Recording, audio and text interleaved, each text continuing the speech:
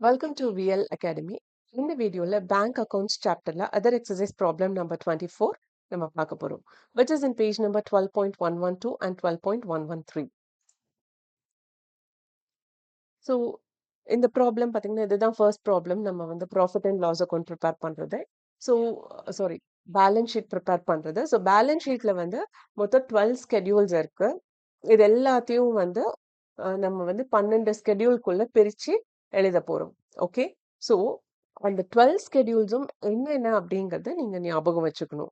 So schedule 1நாலே capitals, 2 reserves and surplus, 3 deposits, 4 borrowings and 5 other liabilities and provisions, 6 cash and balance with RBI and 7 பாத்தீங்கன்னா balance with banks and money at call, 8 வந்து investments and 9 advances. இது நமக்கு தெரியும், ஏன்னா அட்வான்சஸ்க்குன்னு தனி ப்ராப்ளமே நம்ம ஒர்க் அவுட் பண்ணியிருக்கோம். அண்ட் 10 வந்து fixed assets and 11 other assets. 12 வந்து கண்டிஜென்ட் லைபிலிட்டி. கண்டிஜென்ட் லைபிலிட்டி அப்படின்னா அது கடன் தான், பட் அது வந்து முழுக்க முழுக்க நம்மளோட கடன் கிடையாது, இல்லை அந்த கடனை பே பண்ணணுங்கிற அவசியமும் கிடையாது.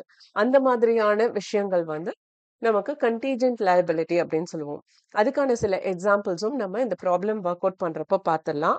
அண்ட் இப்போ வந்து நீங்க ஃபர்ஸ்ட் அண்ட் ஃபார்மோஸ்ட் என்ன பண்ணணும் அப்படின்னா, உங்க கொஸ்டின் பேப்பர்ல இப்படி ஒரு ப்ராப்ளம் வந்த உடனே நீங்க ஒரு ஒரு ஐட்டமும் எந்த ஸ்கெடியூல்ல வரும் அப்படிங்கறத தெளிவுபடுத்திக்கணும். ஃபர்ஸ்ட் பாத்தீங்கன்னா இட்ஸ் அன் ஆத்தரைஸ்டு கேபிட்டல், அதனால ஸ்கெடியூல் 1ல வரும். நான் உங்களுக்கு அமௌண்ட் பக்கத்துலயே பிராக்கெட்ல நான் ஸ்கெடியூல் நம்பர் போடுறேன், so that it will be easy for you to understand. And subscribed capital பாத்தீங்க அப்படின்னா அதுவும் ஸ்கெடியூல் 1ல தான் வரும். கேபிட்டலை பொறுத்த வரையும் ஸ்கெடியூல் 1 தான். இன்வெஸ்ட்மெண்ட்ஸ் அப்படின்னு பாத்தீங்கன்னா அது வந்து ஸ்கெடியூல் 8ல வரும். Okay, and next one is bills discounted. So இது வந்து நம்ம ஆப்வியஸ்லி ஸ்கெடியூல் 9ல பார்த்துருக்கோம். Bills discounted, cash credit, overdraft எல்லாமே அட்வான்சஸ் கீழே தான் வரும்.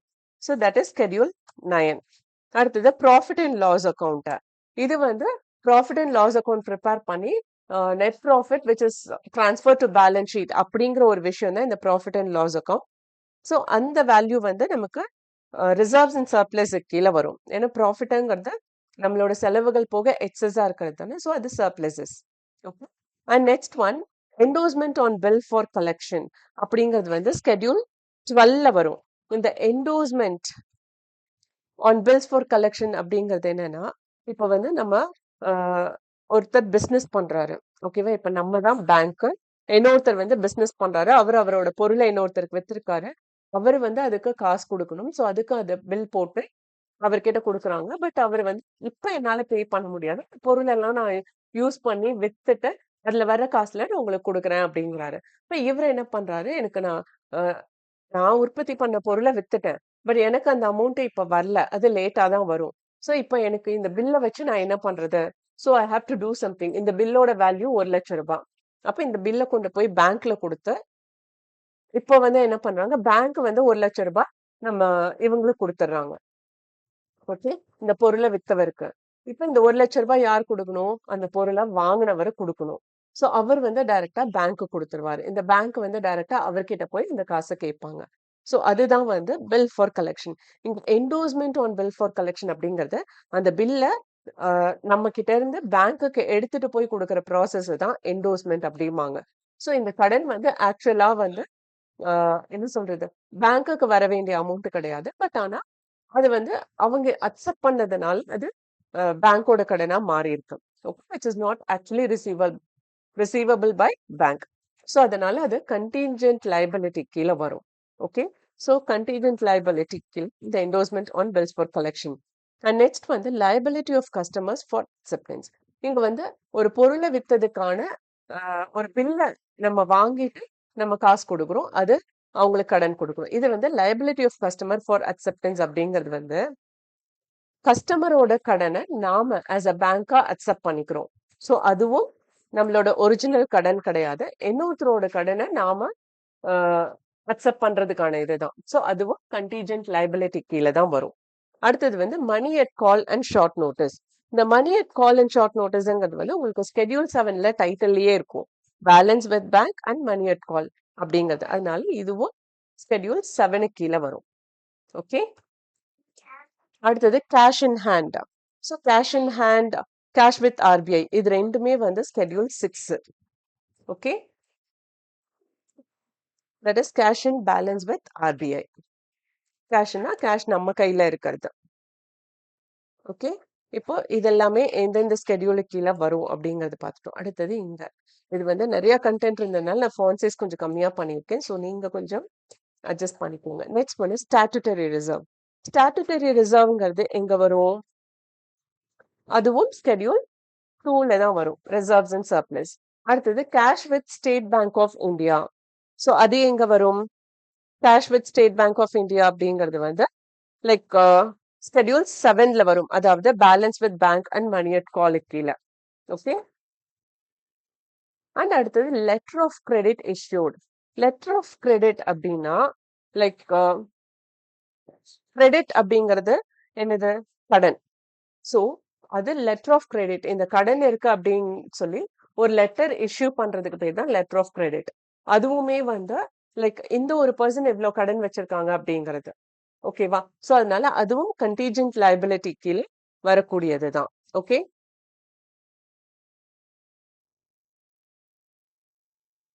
the contra item is ignored.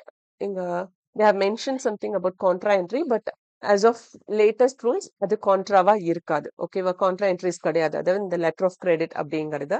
So next one is இதுவும் வந்து 12 கீழே தான் வரும், ஸ்கெடியூல் 12. ஓகே, அடுத்தது பாத்தீங்க அப்படின்னா telegraphic transfers and payable.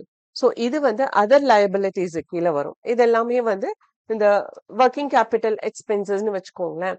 So அதெல்லாம் வந்து அதர் லயபிலிட்டிஸ் கீழே வரும், தட் இஸ் ஸ்கெடியூல் 5. அடுத்தது bank draft payable. So bank draft எங்க வரும்? அதுவும் அதர் லயபிலிட்டிஸ் கீழே தான் வரும்.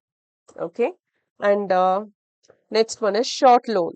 ஷார்ட் லோன் அப்படிங்கிறது வந்து ஸ்கெடியூல் 4 பாரோயிங்ஸ்ல. ஸோ நம்ம லோன் வாங்கியிருக்கோம், ஸோ அதனால அது வந்து ஸ்கெடியூல் 4ல வரும், borrowings. Okay, rebate on bills discounted. So rebate on bills discounted other liabilities கீழே தான். பில்ஸ் டிஸ்கவுண்டட் தான், பில்ஸ் பர்ச்சேஸ்ட் அண்ட் டிஸ்கவுண்டட் தான் வந்து அட்வான்சஸ்ல வரும். பட் ஆனா ரிபேட் ஆன் பில்ஸ் டிஸ்கவுண்டட், ரிபேட்னா அது இந்த வருஷத்துக்குரியது கிடையாது, அடுத்த வருஷத்துக்குரியது. ஸோ அதனால அது அதர் லயபிலிட்டிஸ் கீழே தான் நம்ம போடுவோம், that is schedule 5. Acceptances for customer. So acceptances for கஸ்டமர்ங்கிறது வந்து லைக் கஸ்டமரோட லயபிலிட்டியை நாம அக்செப்ட் பண்ணிக்கிறது, அதுவும் கண்டிஜென்ட் லயபிலிட்டி. ஸோ அதுவும் 12 கீழே வரும். ஓகே,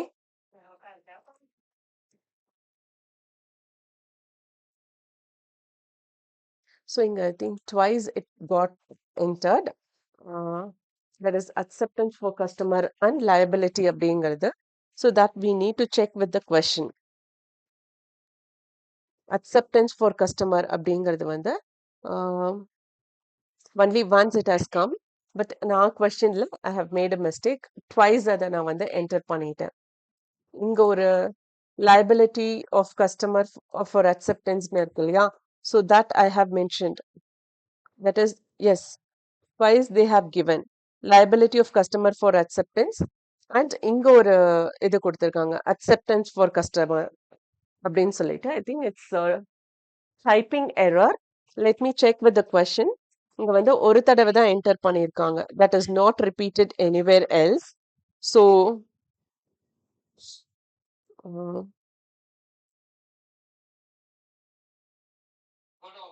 yes, இது வந்து என்ன பண்ணியிருக்காங்க அப்படின்னா twice they have given, அதாவது ரெண்டுமே ஸ்கெடியூல் 12 கீழே தான் வரும். இது வந்து கான்ட்ரா என்ட்ரியாவும் போடுவாங்க, பட் நமக்கு வந்து இப்ப ரீசன்ட் ரூல்ஸ்ல that is not contra entry. So அதை வந்து நாம என்ன பண்ணணும் அப்படின்னா either any one we can consider. Okay, this one let me mark as. இதுல வந்து ஏதாவது ஒண்ணுதான் நம்ம கன்சிடர் பண்ணணும். ஸோ இது வந்து நான் உங்களுக்கு ரெட் கலர்ல மாத்துறேன். ஓகே, ஸோ ஏதாவது ஒண்ணுதான் நாம எடுத்துக்கணும், ரெண்டுமே எடுத்துக்கணும்னு அவசியம் கிடையாது. Okay, that is schedule 12. And next one is loans and advances. Loans and advances ங்கிறது obviously advances, schedule 9. Okay, and next one is cash credit. அதுவுமே வந்து உங்களுக்கு அட்வான்ஸு கீழே தான் வரும். கேஷ் கிரெடிட்னா என்ன? லைக்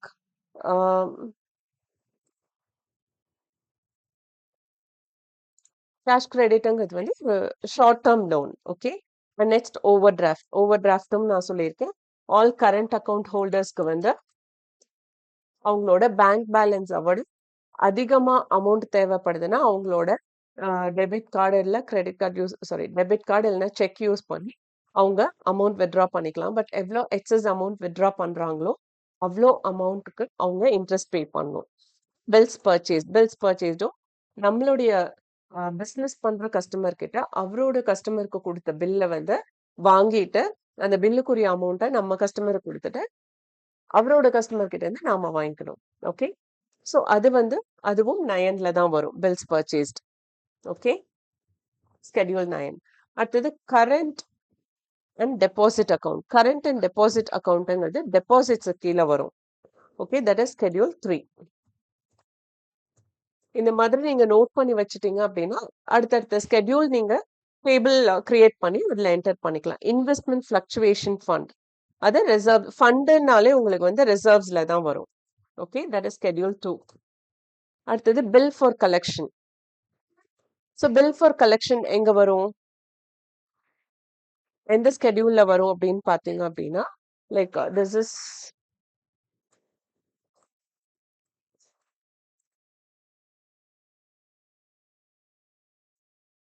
பில் ஃபார் கலெக்ஷன் அப்படிங்கிறது வந்து நம்ம கஸ்டமர் கிட்ட இருந்து பில்லை வாங்கிட்டோம் இல்லையா,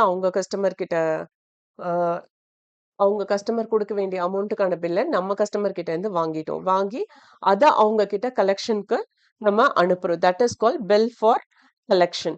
ஸோ ஸோ அதுவும் நம்மளோட கடன் கிடையாது. ஸோ அதனால அது வந்து கண்டிஜென்ட் லைபிலிட்டி கீழே வரும். Okay. So this is also contingent liabilities 12. Okay. And பில்டிங்ஸ்ங்கிறது fixed asset. So fixed asset வந்து ஸ்கெடியூல் 10. ஓகே. ஸோ இப்போ எது எந்தெந்த ஸ்கெடியூல்ல வரும் அப்படிங்கறத மென்ஷன் பண்ணியாச்சு. ஸோ நீங்க இந்த ஃபார்மேட்ல பிரிச்சு போடணும். கேபிட்டலுக்கு இல்ல ஆத்தரைஸ்ட் கேபிட்டல் தனியா and called up and paid up capital தனியா. ஓகே. ஸோ அது வந்து நம்ம இங்க தனியா போட்டிருக்கோம். And reserves and surplus schedule 2ல இந்த ஸ்டாட்டுட்டரி ரிசர்வ் அப்படிங்கிறது வந்து இந்த ப்ராஃபிட் அண்ட் லாஸ் அக்கௌண்ட்ல இருந்து 25%. I think this total I have made mistake. Let me check with the help of calculator. இப்பதான் இந்த ப்ராப்ளம் ஒர்க் அவுட் பண்ணேன். That is plus 2,12,500 plus 8,50,000. So 40,62,500. I just want to check with this whether it is correct or not. ஏன்னா இந்த statutory reserve அவங்க தனியா எடுக்க சொல்லி mention பண்ணல. So let me check this value and I'll come back. I got it. இதுல வந்து என்னன்னா ரிசர்வ்ஸ் ஆல்ரெடி 30 lakh இருக்கிறதுனால இங்க வந்து நம்ம ஸ்டாட்டுட்டரி ரிசர்வ்ஸ் எடுத்து நம்ம போடல. பிகாஸ் அந்த ஸ்டாட்டுட்டரி ரிசர்வ் எல்லாம் லெஸ் பண்ணது போக வந்த நெட் ப்ராஃபிட் தான் இந்த 8,50,000. ஓகே. ஸோ அப்படி நம்ம கன்சிடர் பண்ணி we didn't take 25% separately as statutory reserve. So we are getting 39,50,000. And depositsum வந்து 5,60 lakhs. Okay. And schedule 4 பாத்தீங்க அப்படின்னா short loans that is 40,000. And schedule 5 is இதெல்லாம் ஆட் பண்ணது சேர்த்து 20,10,000 rupees. schedule 6 வந்து 60 lakhs. Okay. This one I need to change as 23 font so that ஒரே சைஸ்ல இருக்கும். Okay. And schedule 7 வந்து 1,30 lakhs. And 8 வந்து that is investment வந்து 70 lakh. And schedule 9 advances பாத்தீங்க அப்படின்னா 3,70 lakhs. And schedule 10 fixed asset 10 lakhs. Other assets எதுவுமே கிடையாது. And schedule 12ல மட்டும் contingent liabilities அதெல்லாம் total பண்ணோன்னா it comes around 56 lakhs. Okay.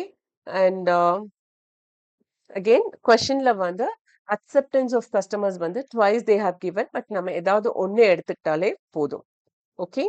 And with this நாம அந்தந்த ஸ்கெடியூலுக்கு நேரம் இந்த வேல்யூஸ் போட்டு ரெண்டையும் டோட்டல் பண்ணோம் அப்படின்னா தட் இஸ் schedule 1 to 5 வந்து liabilities, schedule 6 to 11 வந்து assets. ஸோ இப்போ இது 1 to 5 டோட்டல் பண்ணாலும் and 6 to 11 total பண்றப்ப we should get the same value. Okay. Contingent liabilities இந்த liabilities கீழ வராது. அதனால அத நம்ம தனியா காமிச்சிருக்கோம். Okay. So total is 6 crore 40 lakhs on both assets and liabilities, and therefore both assets and liabilities got tallied. So இதோட இந்த ப்ராப்ளம் முடிஞ்சது. அண்ட் இந்த வீடியோ பார்த்ததுக்கு ரொம்ப ரொம்ப தேங்க்ஸ். இந்த வீடியோ நிஜமாவே இன்ஃபர்மேட்டிவா இருக்குன்னு ஃபீல் பண்ணீங்கன்னா லைக் பண்ணுங்க, ஷேர் பண்ணுங்க அண்ட் சப்ஸ்கிரைப் பண்ணுங்க. அண்ட் மறக்காம if you have any doubt comment பண்ணுங்க. I'll try my level best to clear as early as possible. And மறக்காம பெல் பட்டனும் கிளிக் பண்ணுங்க. ஒன்லி தென் நான் என்னென்ன ப்ராப்ளம் அப்லோட் பண்றேன் அப்படிங்கிறது உங்களுக்கு நோட்டிஃபிகேஷன்ல வரும். Thank you once again.